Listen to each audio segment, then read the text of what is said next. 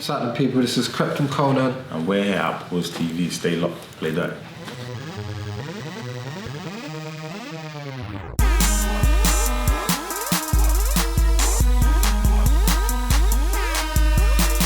As a scene, as our kind of culture, the only thing we knew was garage, so solid. Like that's all everyone used to listen to. Yeah, man, and everyone was younger then, so it was kind of fresher. So it was more exciting. Everyone's in the Eskimo dances, sidewinders and stuff. So like it was all new, so it was more exciting. Everyone wanted to go there, and there was less things to get access to people. So it was like, for instance, like Insta and Twitter, there wasn't about then. So if you wanted to see someone, you'd have to go to their show and have to go to their rave. Understand? But now you can just go on YouTube and see them, or go on Instagram or Snapchat. Yeah, because you can watch someone's show online now. You actually don't even, you can literally go on YouTube and type in Beyonce live in O2 and it'll come up and probably a video of the whole show. But obviously there's nothing like going and seeing someone live for real, which I think is the advantage. Now that we're in a downloaded era, people like downloading music, you can't go physically buy music as much as they did then. So the only thing they really have to look forward to is going to see you live. Me coming from a musical background, I've always wanted to be in the music. I feel like this is where my life was going to end up going anyway, but it was just becoming the biggest. So when you're like watching documentaries and you're seeing the rise and rise of someone, you feel, I need to get to that stage, man, I need to get to that stage. And when once we've been doing it for so long, we get to that stage and we always want more. And I feel like that's just kind of influenced us to just keep going and get bigger and bigger and bigger. Yeah. I got my name from being like Conan the Barbarian, like being wild when I was young, being in South London and that, like a bit wild, so that's where the kind of name come from. And I got mine from Black Kreps. It was meant to be Kreps because I had loads of trainers back in the day. At school time, I had more trainers than the average. Every time I come to school, new trainers, I was like, what? New trainers, and then it ends, it was meant to be Kreps. But everyone kept saying Krept. So I just said, Krept. And then we kind of ran with it. But the Krept Konan thing wasn't intentional. Like, there was like Reds, there was B-Man, there was like loads of us, and then it just ended up being me and Konan left, and then it was like Krept Konan on our first mixtape. Yeah, our first mixtape was 2008 together. It wasn't even just meant to be us two, it was meant to be three of us. There was Reds, Krept and me, and then he went jail, so it just ended up being us two. And then that's how it kind of came about. Like, we was doing music for long, since we was like 14. 2008 I was about 18, and I just come out of jail myself, so I was like, yo, we need to get back on the music.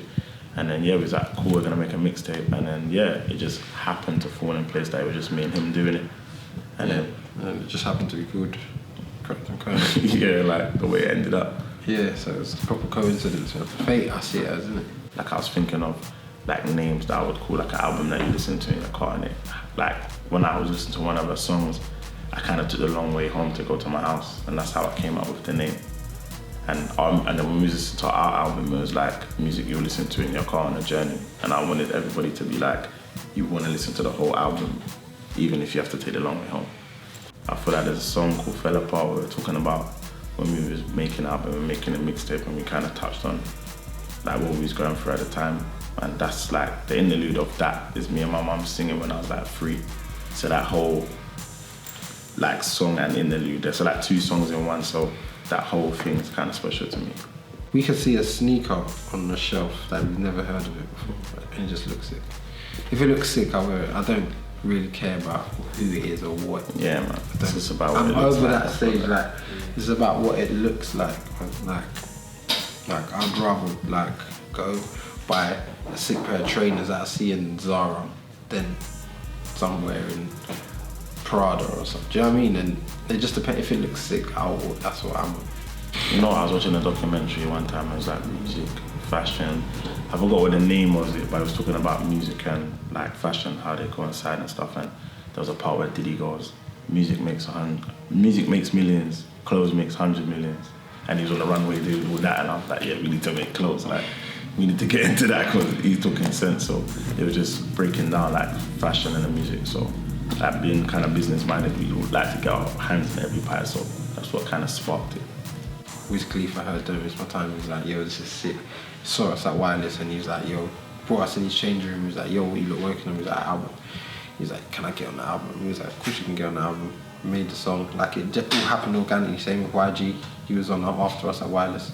He saw us shut down the stage. He's like, yo, like, we need to make something. hooked up, made a song with YG. Rick Ross, who was at One Extra Live, he was like, yo, we need to get Rick Ross on the song. Semtech said, yo, played him the song. Rick Ross said, yo, the song's sick.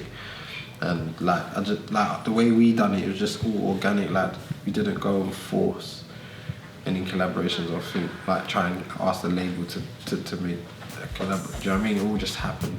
Like Ed Sheeran, he was saying, I'm a fan of you lot's mixtape. Konan hit him up like, yo, album? He was like, yeah, made it happen. Emily Sunday, she was a fan of our mixtape.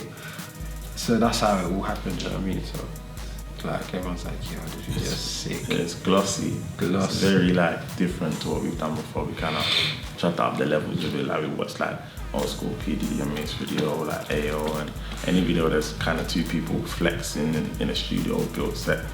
And yeah, man, we just tried to take that and just apply it to what we did, like old school Missy videos. We tried to have a lot of colour so it pops out. Like, that's what we was wearing, the red and the gold and then the silvers. And yeah, man, we just wanted it to be colourful and light-hearted, man, and just look fun.